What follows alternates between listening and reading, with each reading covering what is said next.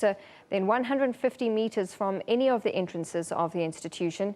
The group prevented university staff and students yesterday from gaining access to the Pretoria West campus and disrupted a meeting of management and the task team mandated to address the outsourcing issue. SASCO and the ANC Youth League are trying to ensure that the Outsourcing Must Fall Committee, EFF Students Command and striking workers do not block the main entrance to the campus. A police vehicle has been parked between the two rival groups. However, TUT's main entrance is open and people are entering freely.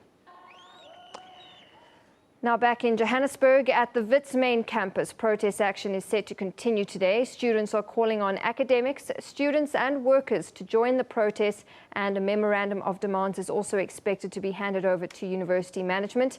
To find out more about what exactly this latest protest action is all about, we cross to our reporter Magetla Moglabi. He's live from Wits. Magetla, good afternoon to you.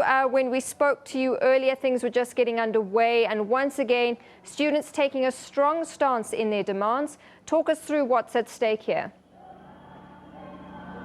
A very good afternoon to you, Natasha. Indeed, we are here after 3 hours of our arrival. We have just seen a number of workers as well as students gathering here. As you can see behind us here, they are singing, and in front of them, as you can see up there, is the security, a very tight security, trying to make their presence felt here.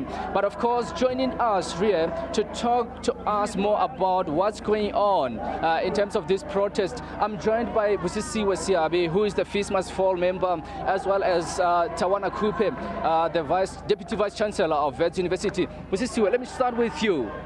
It's a very huge crowd, and after a few days of no action, can you just tell us what's the objective of this protest here today? I wouldn't say it's been a few days of no action, but with regards to the event that's been happening today, this is a peaceful demonstration in the hopes of engaging with management in good faith, in getting them to come down and accept our memorandum.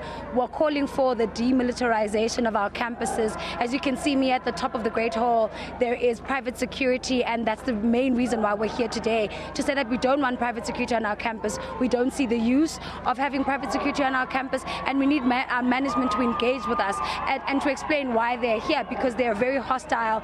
There are issues of sexual harassment and assault that is coming in from students, and it's a very safe and hostile environment to be in general.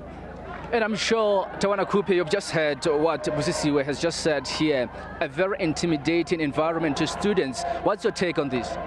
No, I think Busisiwe raised a number of things. Is that I agree with you. This is a peaceful demonstration to raise the issues that the community feels about and to engage. And we accept that there must be engagement on all of these issues. She also raised a very important issue: the allegations of sexual harassment that are said to have been committed by any of the security forces or anyone for that matter. These are being investigated now by the Gender Equity Office.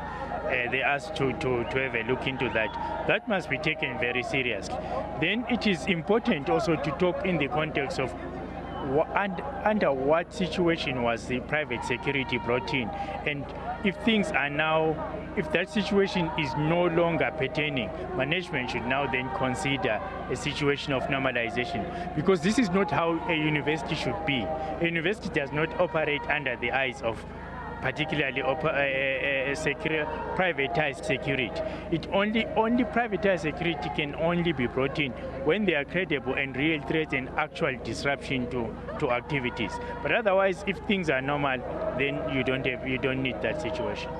Perhaps one can highlight the use of excessive force that we've seen over the past few weeks here.